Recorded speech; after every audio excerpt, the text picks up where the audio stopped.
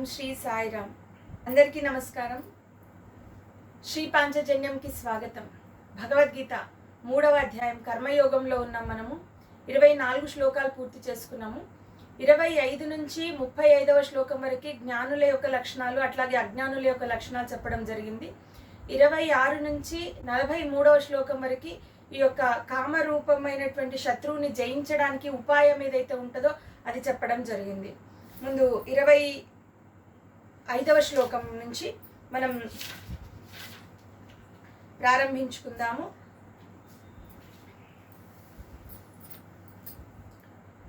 సక్తా కర్మణ్య విద్వాంసో యథా కుర్వంతి భారత కుర్యాద్ విద్వాంస్ తథా సక్తః చికీర్షుర్లోక సంగ్రహం. ఇప్పుడు సక్తా కర్మణ్య విద్వాంసో అంటున్నాడు.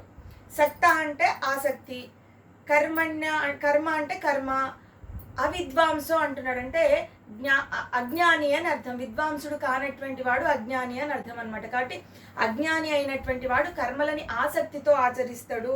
యథా కుర్వంతి భారత, అదేవిధంగా కుర్యాద్ విద్వాంస్ తథా సక్తః, విద్వాంసుడైనటువంటి వాడు, జ్ఞాని అయినటువంటి వాడు ఆ కర్మని అనాసక్తితో ఆచరిస్తాడు.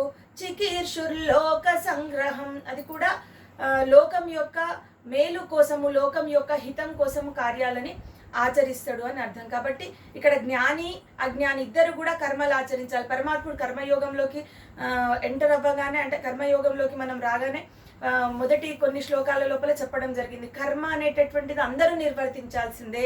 కర్మను నిర్వర్తించకుండా ఆత్మ స్థితి అనేటటువంటిది పొందడం సాధ్యమయ్యే పని కాదు. కాబట్టి ఇద్దరికి కూడా, జ్ఞానులకి జ్ఞానయోగం ద్వారా, యోగులకి కర్మయోగం ద్వారా ఈ యొక్క కర్మలను ఆచరించేటటువంటి విధి విధానాలు పరమాత్ముడు చెప్పిండు. అదే విషయం ఇక్కడ చెప్తా ఉన్నాడు. ఎవరు అంటే అజ్ఞానులు ఆసక్తితో కర్మలను ఆచరిస్తారు. జ్ఞానులైనటువంటి వాళ్ళు అనాసక్తితో కర్మలని ఆచరిస్తారు. ఇప్పుడు ఆసక్తితో కర్మలను ఆచరించడం అనేటటువంటిది తక్కువ స్థితి, దీన స్థితి అని, అనాసక్తితో ఆచరించడం అనేటటువంటిది ఉన్నతమైనటువంటి స్థితి అని పరమాత్ముడు చెప్పడం జరిగింది. ఇక్కడ ఏంటంటే ఇప్పుడు రెండు ఒకటే అయినా కూడా ఇప్పుడు ఉపయోగించుకునేటటువంటి విధానం పరమాత్ముడు మొదటి నుంచి కర్మయోగం, సాంఖ్యయోగంలో కూడా కర్మ గురించి చెప్పేటప్పుడు చెప్పడం జరిగింది. కర్మలో దోషం లేదు, కర్మ చేసేటటువంటి విధానంలోనే దోషం ఉన్నది. ఇక్కడ కర్మని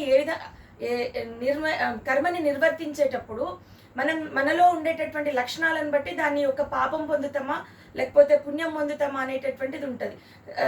ఉదాహరణకి ఒక కత్తి తీసుకుంటే దాన్ని సక్రమంగా వినియోగించుకుంటే అది మనకు ఉపయోగపడుతుంది. అజ్ఞానంతో ఉపయోగించుకుంటే దానివల్ల నష్టం జరుగుతుంది. కాబట్టి అట్లాగే ఒక అగ్ని తీసుకుంటే కూడా సక్రమంగా ఉపయోగించుకుంటే అగ్ని వల్ల చక్కగా వంట చేసుకోవచ్చు, ఉపయోగించుకోవచ్చు. అదే అగ్నిని సక్రమంగా వినియోగించకపోతే అది మంటై కాల్చేస్తుంది.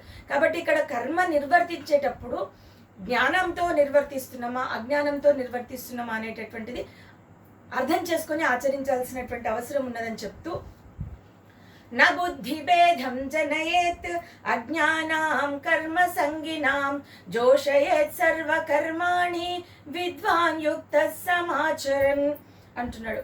ఇక్కడ పరమాత్ముడు ఏం చెప్తున్నాడు అంటే నా బుద్ధి భేదం జనయేత్ అజ్ఞానాం కర్మ సంగినాం అంటున్నాడు. ఇప్పుడు అజ్ఞానులైనటువంటి వాళ్ళు ఆసక్తితో కర్మని ఆచరిస్తూ ఉన్నప్పుడు అది చూసి జ్ఞాని అయినటువంటి వాడు అతన్ని కదిలించి నీవు ఈ విధంగా ఆచరించడం సరి అయినటువంటిది కాదు అని చెప్పడం సరి అయినటువంటిది కాదు అని చెప్తున్నాడు.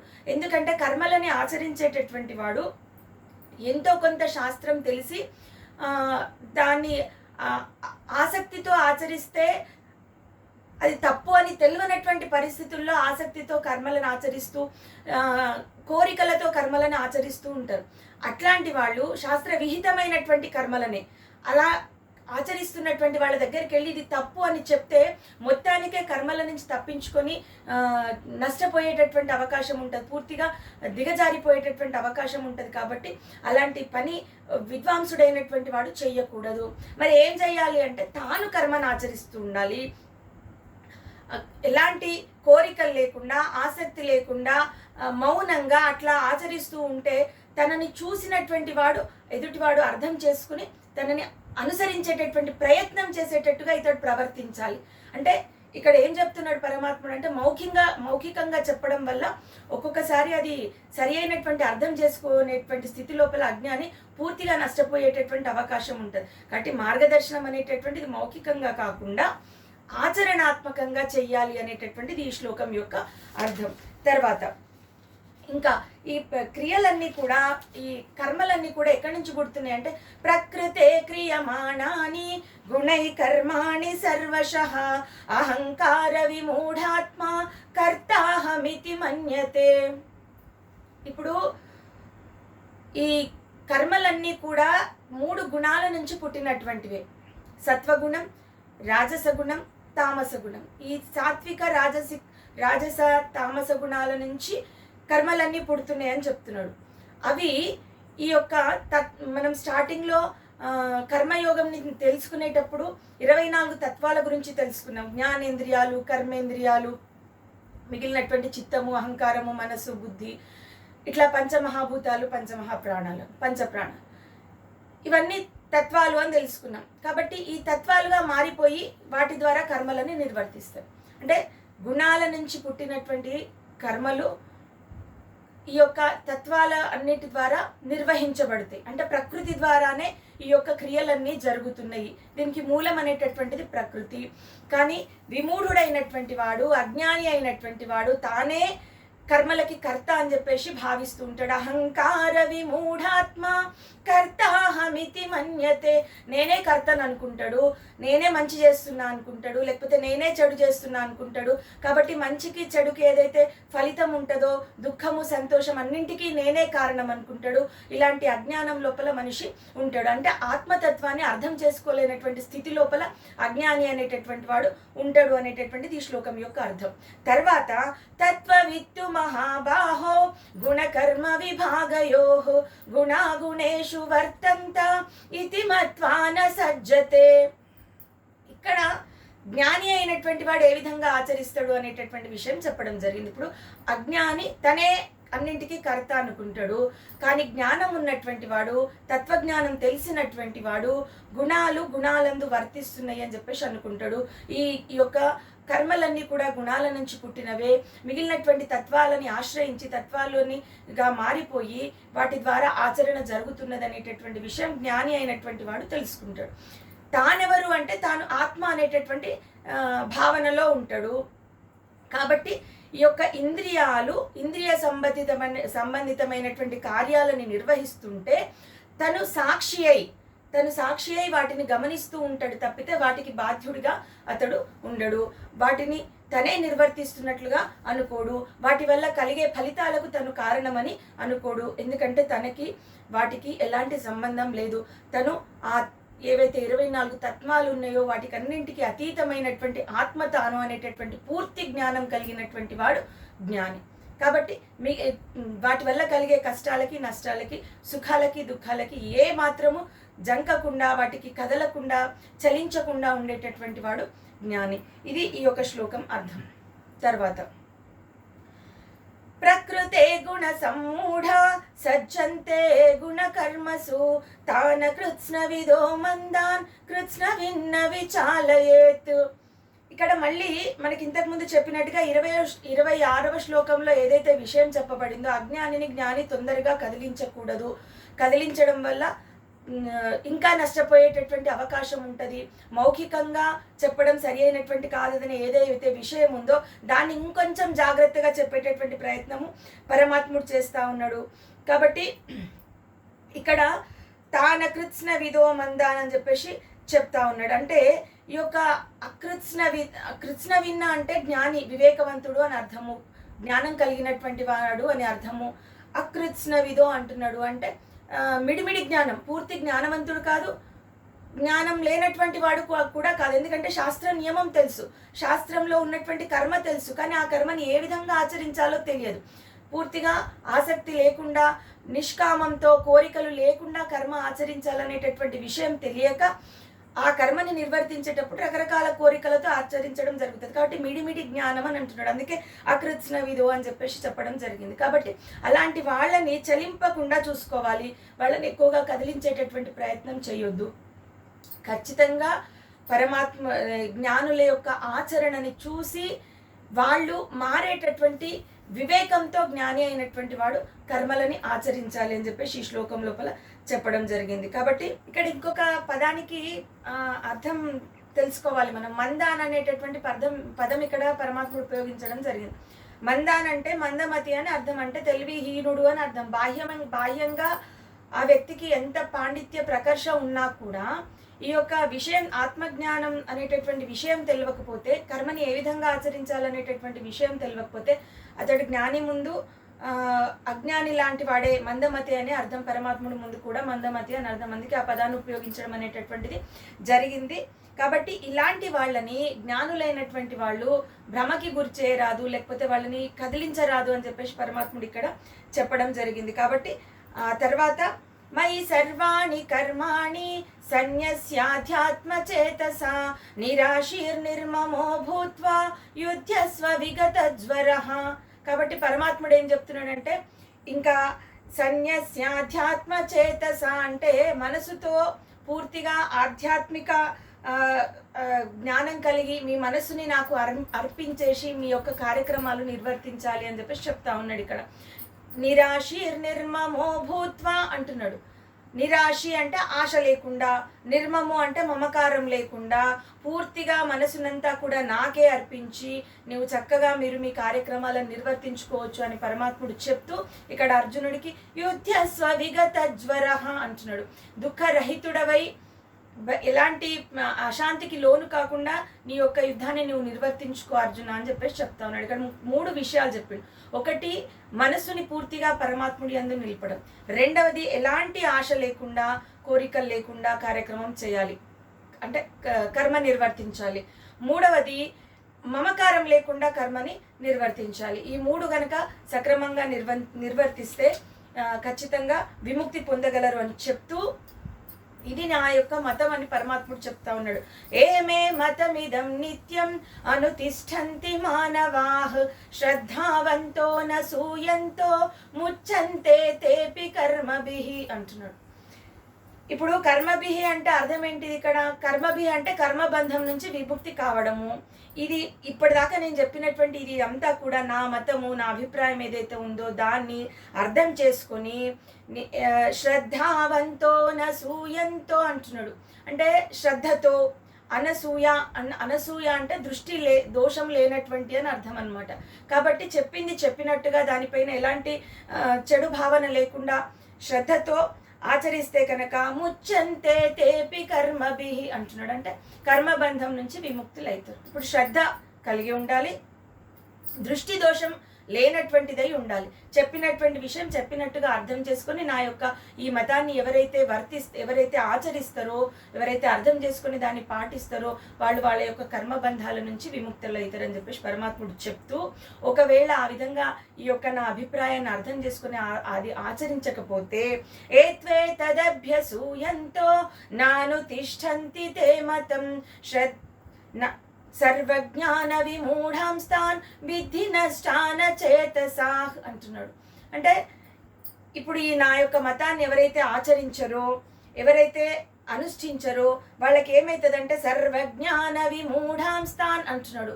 పూర్తిగా జ్ఞాన విమూఢులైపోయి విద్ధి నష్టాన చేతసాః నష్టాల పాలైపోతారని చెప్పేసి చెప్తా ఉన్నాడు పరమాత్ముడు. ఇక్కడ అభ్యసూయంతో అంటే ద్వేషించేటటువంటి వాళ్ళు అని అర్థం అనమాట. ఇంతకుముందేమో దృష్టి దోషం లేకుండా నా యొక్క మతాన్ని ఎవరైతే శ్రద్ధతో అనుష్ఠిస్తారో అని అన్నాడు. ఇక్కడ ఏమంటున్నాడంటే ఎవరైతే ఈ యొక్క ద్వేషం కలిగి ఈ యొక్క నా యొక్క అభిప్రాయాన్ని శ్రద్ధ లేకుండా అనుష్ఠించకుండా ఉంటారో వాళ్ళు ఖచ్చితంగా నష్టాల పాలైపోతారు. పూర్తిగా జ్ఞాన విమూఢులైపోయి అజ్ఞానంతో ఈ యొక్క కర్మలంపటంలో పడి జన్మ కర్మ అది పొందుతూనే వాళ్ళు నశించిపోతారు అని చెప్పేసి పరమాత్ముడు చెప్తూ ఉన్నాడు. తర్వాత నెక్స్ట్ మనకి 33వ శ్లోకంలో పరమాత్ముడు ఒక విషయం చెప్తున్నాడు. అది ఎట్లా అంటే, ఒకవేళ కర్మలు అనేటటువంటివి గత జన్మ సంబంధమైనటువంటి యొక్క వాసనల వల్ల జరిగేటటువంటి అవకాశం ఉంటుంది కాబట్టి ఆ విషయం చెప్తా ఉన్నాడు ఇక్కడ.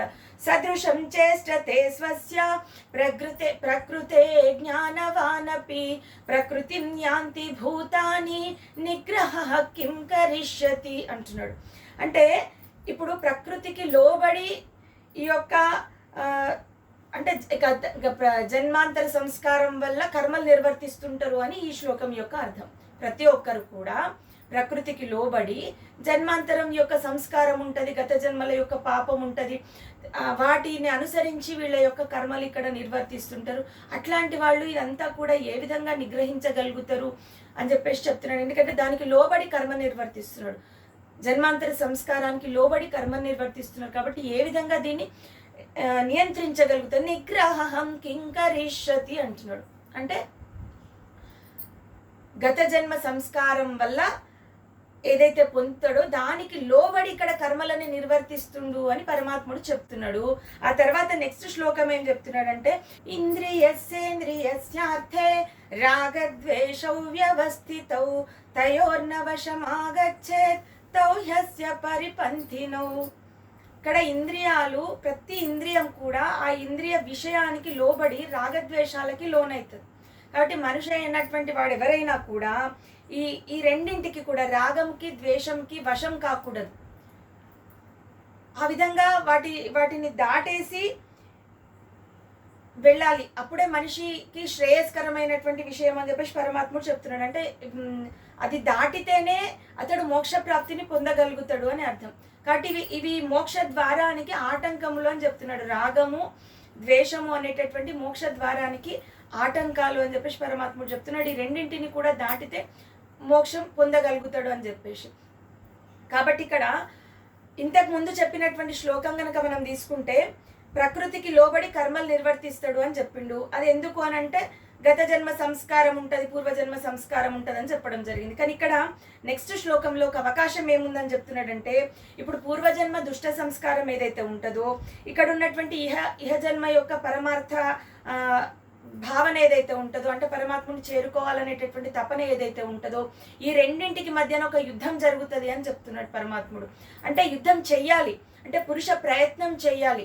గత జన్మ సంస్కారం ఉండవచ్చుగాక, అది దుష్ట సంస్కారం అయినా పర్వాలేదు, కానీ దాన్ని దాటేటటువంటి శక్తి అనేటటువంటిది పురుష ప్రయత్నంకి ఉన్నది.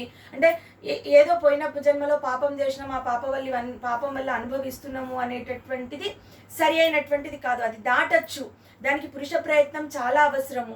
దానికి ఆటంకాలు రెండు ఏర్పడుతున్నాయి. ఏంటిదంటే రాగము ద్వేషము అనేటటువంటిది, అంటే ఇష్టము అయిష్టము, ఈ వీటికి సంబంధించినటువంటి పదాలు ఇవన్నీ కూడా, ప్రేమ ద్వేషము ఇవన్నీ కూడా అంటే రాగము ద్వేషానికి సంబంధించినటువంటి యొక్క భావాలు ఇవన్నీ కూడా. కాబట్టి వీటిని దాటగలిగిన రోజు ఈ యొక్క పరమాత్మని చేరుకునేటటువంటి అవకాశము ఉంటుంది అని చెప్పేసి చెప్తా ఉన్నాడు. అంటే ఈ రెండు శ్లోకాలు కూడా ఖచ్చితంగా రెండు సమన్వయం చేసుకోవాల్సినటువంటి అవసరం ఉంటుంది.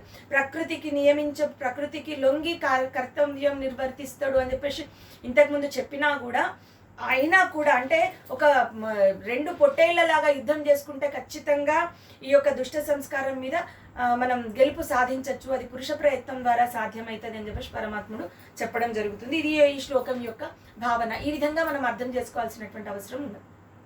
తర్వాత శ్రేయాన్ స్వధర్మో విగుణః పరధర్మాత్ స్వనుష్ఠితాత్ స్వధర్మే నిధనం శ్రేయః పరధర్మో భయావహ. ఇప్పుడు మన స్వధర్మం ఏదైతే ఉందో అది చాలా శ్రేయస్కరమైనది.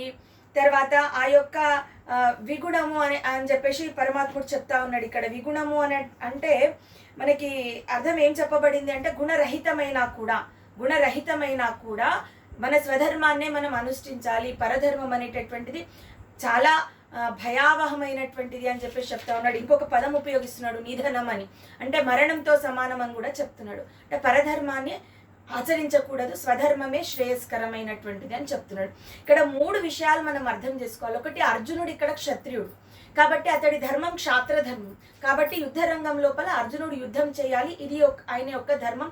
ఆయన ధర్మం వదిలేసి మిగిలినటువంటి ఏ ధర్మాన్ని అతడు ఆచరించకూడదు. అది ధర్మమైనా సరే, శత్రు సంహారం మహాపాపము అనేటటువంటిది ఒక ధర్మబద్ధమైన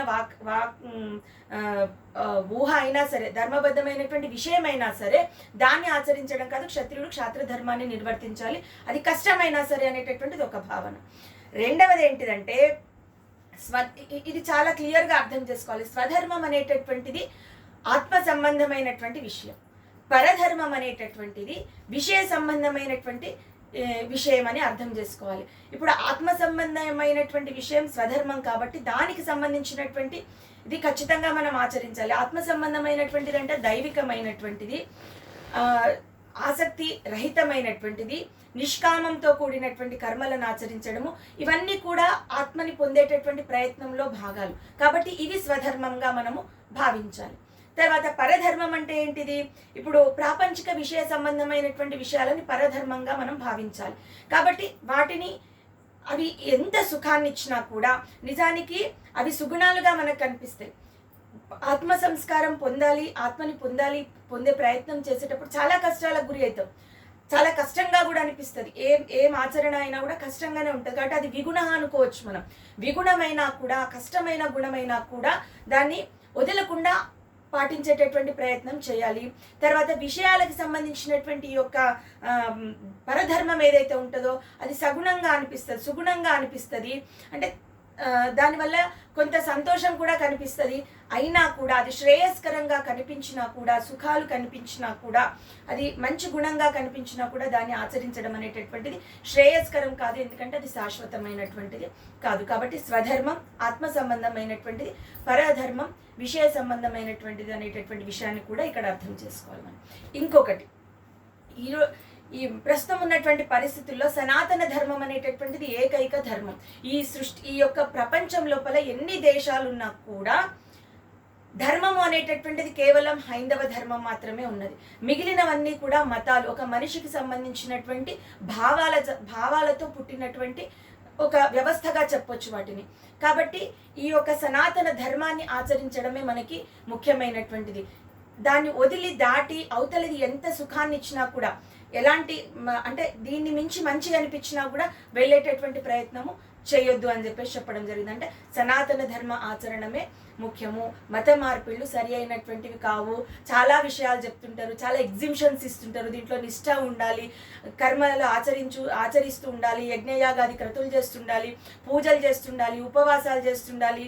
తర్వాత శుద్ధి కూడా, శుద్ధికి సంబంధించినటువంటి, దేహ శుద్ధికి సంబంధించినటువంటిది, అంటే బాహ్య శుద్ధికి సంబంధించినటువంటి కొన్ని ఆచరణలు కూడా హైందవ ధర్మంలో చాలా ఉన్నాయి.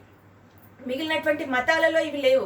కాబట్టి స్నానం చేయకుండా ఏదైనా చదవచ్చు, స్నానం చేయకుండా ఎక్కడికన్నా పోవచ్చు, లేకపోతే ఏం తిన్నా కూడా చర్చకు పోవచ్చు, ఏం చేసినా, లేకపోతే అంటే వాళ్ళ యొక్క దేవస్థానాలకి వెళ్ళొచ్చు, మసీదులకు వెళ్ళొచ్చు. ఇలాంటి భావాలు చాలా ఉన్నాయి. కాబట్టి అవి ఏదో సుఖంగా అనిపిస్తుందని చెప్పేసి ఈ ధర్మాన్ని వదిలేసి ఆ మతాలను పట్టుకొని పోవడం అనేటటువంటిది కూడా సరి అయినది కాదు. కాబట్టి సనాతన ధర్మం శ్రేష్టమైనటువంటిది. ఈ యొక్క ప్రపంచంలో ఉన్నటువంటి ఏకైక ధర్మం సనాతన ధర్మమే. కాబట్టి ధర్మాన్ని ఆచరించాలనేటటువంటి విషయంలో ఈ 3 విషయాలు కూడా మనం అర్థం చేసుకోవాల్సినటువంటి అవసరము ఉన్నది. కొన్ని కష్టమైనా సరే ఇది శాశ్వతమైనటువంటిది, శాశ్వతమైనటువంటి ముక్తిని పొందడానికి సరి అయినటువంటి మార్గం చూపించేటటువంటి ధర్మం ఇది. కాబట్టి దీన్ని పట్టుకొనే నడవాల్సినటువంటి అవసరం ఉన్నది. తర్వాత అర్జున ఉవాచ అధకేన ప్రయుక్తోయం పాపం చరతి పూరుషః అనిచ్చన్నపి వార్ష్ణేయ బలాదివ నియోజితః. ఇక్కడ అర్జునుడు ఏమని అడుగుతున్నాడంటే, ఇప్పుడు పాపాలు చెయ్యాలని చెప్పేసి ఎవ్వరికి కూడా ఉండదు, కానీ చేయాల్సినటువంటి పరిస్థితులు ఏర్పడతాయి. చాలా మంది చేస్తున్నారు. ఎట్లా చేస్తున్నారంటే బలాదివ నియోజిత, బలవంతంగా చేస్తున్నారు. అది కూడా అనిచ్చన్నపి అంటున్నాడు. అంటే ఇచ్చ లేకుండా, కోరిక లేకుండా, తప్పు చేయాలి, పాపం చేయాలి అనేటటువంటి భావన లేకున్నా కూడా తప్పులు చేసేస్తున్నారు. దీనికి కారణం ఏంటి పరమాత్మ అని అడుగుతున్నాడు. అంటే ఎవరికి కూడా పాపాలు చేయాలి, పాపం కూపం లోపల పడిపోవాలని ఉండదు. మరి ఎందుకు ఈ పాపాలు చేస్తున్నారు, ఇష్టం లేకుండా బలవంతంగా ఎందుకు చేయాల్సి వస్తుంది అనేటటువంటిది ఒక ప్రశ్న. కాబట్టి ఇక్కడ మూడు విషయాలు అర్థం చేసుకోవాలి. మూడు రకాలైనటువంటి వాళ్ళు ఉంటారు. ఒకటి, ఎప్పుడు తప్పులు చేయరు, ఎప్పుడు ఏ పాపము చేయనటువంటి వాళ్ళు. రెండవది ఈ యొక్క ముముక్షువులు అంటే సాధన మార్గంలో ఉన్నటువంటి వాళ్ళు. మూడవది ఎప్పుడు తప్పులు చేసేటటువంటి వాళ్ళు, పాపం చేస్తున్నటువంటి వాళ్ళు, అంటే రాక్షస సంబంధమైనటువంటి గుణాలు కలిగినటువంటి వాళ్ళు, చాలా నీచ స్థితికి చెందినటువంటి వాళ్ళు. కాబట్టి ఇప్పుడు మొదటి స్థితిలో ఉన్నటువంటి వాళ్ళని ప్రకృతి కూడా ఏం చేయలేదు. ప్రకృతి మాయకి వాళ్ళు లోబడరు. ప్రకృతి యొక్క గుణాలు, ప్రకృతికి సంబంధించినటువంటి విషయాలు ఏవి కూడా వాళ్ళని కదిలించలేవు. కాబట్టి వాళ్ళపైన అలాంటిది ఏది కూడా ప్రయోగం చేయలేదు. ప్రకృతి కూడా ప్రయోగం చేయలేదు. ఆ స్టేజ్ దాటిపోయినటువంటి వాళ్ళు, వాళ్ళు మాయని దాటినటువంటి వాళ్ళు, ఏ రోజు ఏ పాపము చేయనటువంటి ఒక ఉన్నతమైనటువంటి స్థితికి వెళ్ళిపోయినటువంటి వాళ్ళు. ఇప్పుడు రెండవ స్థితిలో ఉన్నటువంటి వాళ్ళు సాధకులు, పరమాత్మని చేరుకునే ప్రయత్నం చేసేటటువంటి వాళ్ళు, ఆత్మస్థితిని పొందాలనే ప్రయత్నం చేస్తున్నటువంటి వాళ్ళు. అర్జునుడు వీళ్ళ గురించే ప్రశ్న వేసినట్టుగా మనకి అర్థమవుతుంది. కాబట్టి ఈ యొక్క కింది స్థాయి నుంచి మూడవ స్థాయి నుంచి రెండవ స్థాయికి, రెండవ స్థాయి నుంచి మూడవ స్థాయికి వెళ్ళేటటువంటి ప్రయత్నం చేయాలి. మరి ఎందుకు ఈ స్థితి లోపల వీళ్ళు ఉన్నారనేటటువంటి దానికి పరమాత్ముడు చెప్తున్నటువంటి విషయం. శ్రీ భగవాను వాచ కామయేష క్రోధయేష రజో గుణ సముద్భవ మహాశనో మహాపాప్మ విద్యేనమిహ వైరిణం. పరమాత్ముడు ఏం చెప్తున్నాడు ఇక్కడ అంటే కామము, క్రోధము. ఇప్పుడు ఈ కామమే క్రోధము, కామం వేరు క్రోధం వేరుగా చాలా దగ్గరి బంధువులు అంటున్నారు. జంట పదాలు, జంట గుణాలు కూడా చెప్పొచ్చు ఇవి. ఎందుకంటే కామం ఏడుంటే ఆటోమేటిక్గా క్రోధం అనేటటువంటిది కలుగుతుంది. ఇంతకుముందు శ్లోకాల్లో మనం నేర్చుకున్నాం. ఎందుకంటే చాలా దగ్గర చుట్టం అని చెప్పేసి చెప్పిండు పరమాత్ముడు, బంధువు అని చెప్పిండు. ఎక్కడ కామం ఉంటే అక్కడ క్రోధం అనేటటువంటిది ఉంటుంది. ఈ కామము క్రోధం దేని వల్ల పుట్టినాయి అని అంటే 6 దుర్గుణాల లోపల ఈ 2 కూడా ఉన్నతమైనటువంటి మెయిన్ పొజిషన్లో ఉంటాయి అన్నమాట. First place, second place. ఒకటి ఈ 2 గుణాలు కూడా ఎట్లా పుట్టినాయి అంటే రజో గుణ సముద్భవ అంటున్నాడు. రజస్సు నుంచి పుట్టినటువంటి గుణాలు. మహాశనో మహాపాప్మ అంటున్నాడు. మహాశనో అంటే ఇక్కడ అర్థం ఏంటిది అంటే అసలు ఏ రోజు కూడా తృప్తి అనేటటువంటిది ఉండదు. ఎక్కడ కూడా తృప్తి, ఇంకా చాలు అనేటటువంటి ఒక మాట అనేటటువంటిది దీనికి ఉండదు. మహాపాప్మ అంటున్నాడు. అంటే మహాపాపాలకి కారణము అవుతాయి. అంటే ఈ యొక్క కామము క్రోధం ఏమవుతుందంటే ఎన్నో పాపాలు చేయడానికి కారణభూతమవుతున్నాయి. కాబట్టి విద్యేనమిహ వైరిణం అంటున్నాడు. అంటే ఇది నీకు నిత్య శత్రువు అని తెలుసుకో అని చెప్పేసి చెప్తా ఉన్నాడు అనమాట. కామము క్రోధము అనేటటువంటిది శత్రువు. అది ఎలాంటి శత్రువు అంటే నిత్య శత్రువు అంటున్నాడు. ఎప్పుడు కూడా మామూలుగా శత్రువులైనటువంటి వాళ్ళు కొంతకాలం శత్రువులుగా ఉండి మిత్రులుగా కూడా మారవచ్చు, అవకాశం ఉంటుంది. తర్వాత లేదు అని అంటే ఒక జన్మాంతరం లోపల అది పోతుంది. కానీ కామము క్రోధం అనేటటువంటి జన్మ జన్మలకి వెంటబడి వస్తూనే ఉంటుంది. పురుష ప్రయత్నం లేకపోతే ఇంతకుముందు చెప్పినట్టుగా అది ఎప్పుడు కూడా వెంబడి వస్తూనే ఉంటాయి. జన్మ జన్మాలకి కూడా మనం ఈ యొక్క పాపాలని పొందాల్సినటువంటి పరిస్థితిలో ఉంటాం. కాబట్టి ఈ వీటికి మూల కారణము కామము క్రోధము అని చెప్తున్నాడు. ముఖ్యంగా కామం వల్లనే క్రోధం పుడుతుంది. అది ఎప్పటికీ కూడా తృప్తి అనేటటువంటిది ఉండదు అని చెప్పేసి చెప్తున్నాడు. ఎందుకు తృప్తి ఉండదంటే అందుకే పరమాత్ముడు ఇక్కడ ఏం చెప్తున్నాడు ఒక విషయం క్లియర్గా అర్థం చేసుకోవాలి. కామము అంటే కోరిక, ఒక కోరిక తీర్చుకుంటే ఇంకా సరిపోతుంది అనుకోవడానికి చాలా మంది సహజంగా వాళ్ళ యొక్క సహజమైనటువంటి భావజాలం ఎట్లుంటుంది అంటే ఇదొక్కటి చాలు, నాకు ఇదొక్కటే కోరిక ఉంది, నా జీవితంలో ఇదొక్కటే కోరిక. కానీ అది ఎప్పుడు ఎక్కడ ఎవరికి జరగదు. అది ఖచ్చితంగా అది పూర్తయిన తర్వాత దానికి అనుసంధానంగా ఇంకొక కోరిక పుడుతుంది. కాబట్టి పరమాత్ముడు ఏమంటున్నాడంటే కోరికలని పుట్టించడమే, కోరికలని తీర్చుకోవద్దు. తీర్చుకోకపోతేనే అది అక్కడ దాన్ని ఎండ్ చేయగలుగుతాం, దాన్ని ఆపగలుగుతాం. కానీ కోరికలని తీర్చుకుంటూ పోతే అది ఎండ్ అనేటటువంటిది ఉండదు, దానికి ఎక్కడ అంతం అనేటటువంటిది ఉండదు అని చెప్పేసి పరమాత్ముడు చెప్తూ ఎట్లుంటది అదంటే ధూమే నావ్రియతే వహ్ని యథా దర్శో మలేన చ ఎతోల్భే నావృతో గర్భః తదా తేనేదమావృతం.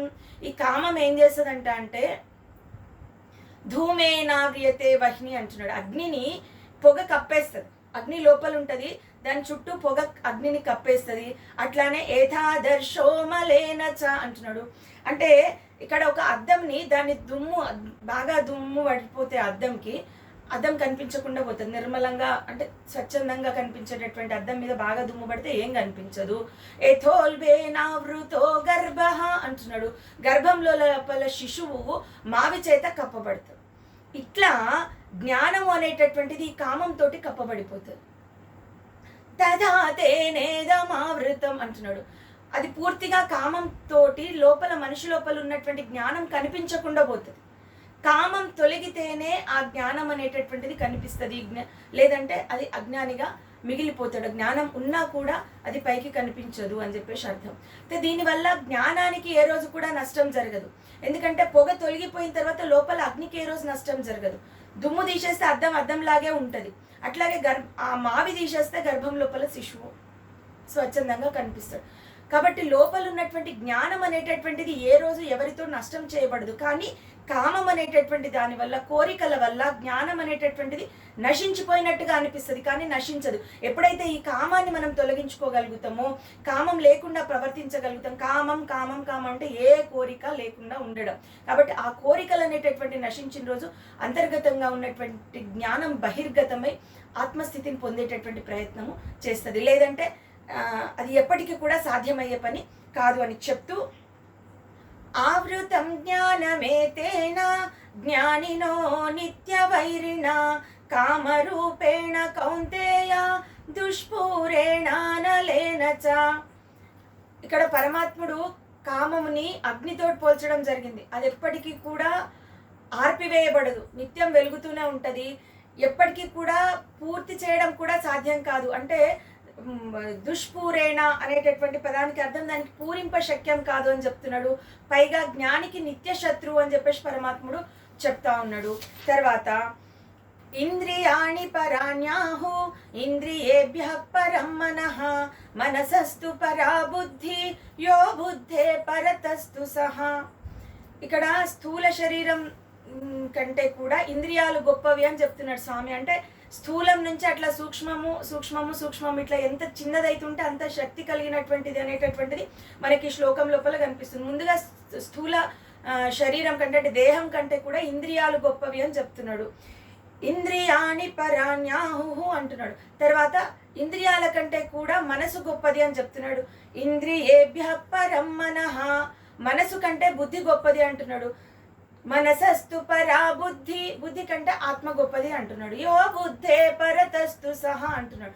కాబట్టి దేహం కంటే ఇంద్రియాలు, ఇంద్రియాల కంటే మనస్సు, మనస్సు కంటే బుద్ధి, బుద్ధి కంటే ఆత్మ గొప్పది అని చెప్పేసి చెప్తున్నాడు. అంటే స్థూలం నుంచి సూక్ష్మం వరకు కూడా ఈ విధంగా పరమాత్ముడు ఒకదాన్ని మించి ఒకటి గొప్పది అని చెప్తున్నాడు. ఇప్పుడు ఎందుకు ఈ విషయం చెప్తా ఉన్నాడంటే, ఇంతకు ముందు ఈ యొక్క కామరూపమైనటువంటిది అంటే కామాన్ని జయించాలి అంటే దాని యొక్క నివాసాలు చెప్తున్నాడు. నివాసాలు ఇంద్రియాలు, మనసు, బుద్ధి ఇవన్నీ కూడా కామానికి నివాసాలు అని చెప్పిండు. ఇప్పుడు వాటిని పట్టాలి అంటే, వాటిని పడగొట్టాలి అంటే, ఇంద్రియాలని వశంలోకి తీసుకోవాలి అని అంటే దానికంటే శక్తివంతమైనటువంటి దానితోటి అది సాధ్యం. కాబట్టి దేనికంటే ఏది శక్తివంతమైనటువంటిదో ఈ యొక్క శ్లోకం ద్వారా చెప్పడం జరిగింది. తర్వాత ఏవం బుద్ధే పరం బుద్ధ్వా సంస్తభ్యాత్మానమాత్మనా జహి శత్రుం మహాబాహో కామరూపం దురాసదం. ఇప్పుడు ఈ యొక్క బుద్ధిని గురించినటువంటి పూర్తి విషయాలు అర్థం చేసుకొని, అంటే బుద్ధి కంటే సూక్ష్మమైనటువంటిది ఆత్మ గొప్పది అనేటటువంటి విషయం అర్థం చేసుకుని, ఈ యొక్క బుద్ధి ద్వారా మనస్సుని నియంత్రించి, మనస్సు ద్వారా ఇంద్రియాలని నియంత్రించి, ఆ విధంగా జయింపలేనటువంటి దురాసదం అంటున్నాడు. చాలా జయింపడానికి చాలా కష్టమైనటువంటిది, గెలవడానికి చాలా కష్టమైనటువంటి యొక్క కామం ఏదైతే ఉందో దాన్ని జహి అంటున్నాడు, గెలువు అర్జున అని చెప్పేసి చెప్తున్నాడు. చాలా గెలవడానికి కష్టమైనటువంటి యొక్క కామాన్ని జయించాలి అని, కామరూపం దురాసదం అంటున్నాడు. కాబట్టి ఈ విధంగా కామాన్ని జయించినటువంటి వాడే ఆత్మస్థితిని పొందగలుగుతాడు. ఇవన్నింటికి కూడా మూల కారణం అనేటటువంటిది కేవలం కామము. దానివల్లనే క్రోధం కలుగుతుంది, దానివల్ల రకరకాలైనటువంటి యొక్క దుర్గుణాలు పుడతాయి, వాటి వల్ల అనేక రకాలైనటువంటి పాపాలు చేసి నిత్యము వాటి యొక్క దుఃఖం లోపల మనం మునిగిపోతాం. కాబట్టి ఈ దుఃఖం తొలగాలంటే కామం తొలగాలి. కాబట్టి కామం తొలగాలంటే కామాలకి నిలయమైనటువంటి ఈ యొక్క ఇంద్రియాలని, మనసుని, బుద్ధిని నియంత్రించుకోవాలి అని చెప్పేసి పరమాత్ముడు చెప్తూ ఈ అధ్యాయం ముగించడం జరిగింది. నెక్స్ట్ మళ్ళీ మనం నెక్స్ట్ అధ్యాయం 4th అంటే 4వ అధ్యాయము జ్ఞానకర్మ సన్యాస యోగంలోకి వెళ్తాము నెక్స్ట్ ఎపిసోడ్లో. ఈ ఛానల్ కనుక మీకు నచ్చినట్టయితే లైక్ చేయండి, షేర్ చేయండి, సబ్స్క్రైబ్ చేయండి. ధన్యవాదము.